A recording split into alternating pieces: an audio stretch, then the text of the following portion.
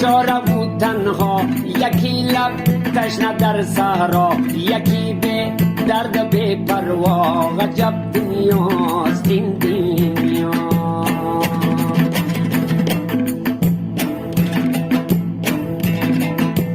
و یکی چون مایی در شست، یکی به پول یکی پول مست، یکی به پا یکی به دست.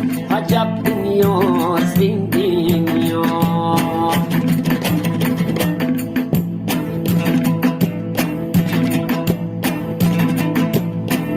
یکی از آدمی دور است، زی سر بدمست و مغرور است، با فکرش از خدا زور است.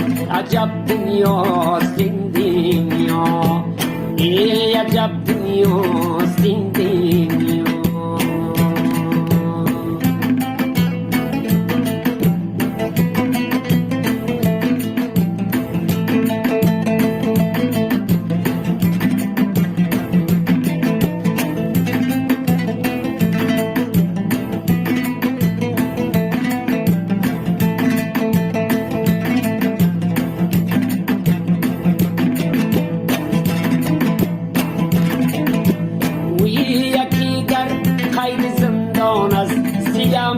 لش پشیمان است، دلش لبریزی ارمان است.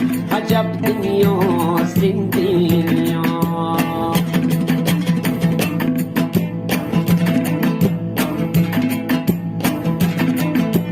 و یکی از بچه بیزار است، یکی بر ناخونش زار است، و یادی بچه بیمار است.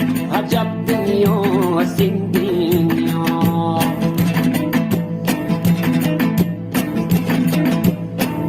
یکی دور از وطن باشد، شغل دور از چمن باشد، که جان دور و که جانی دور ز تن باشد.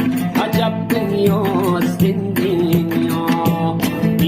عجب دنیاست این دنیا.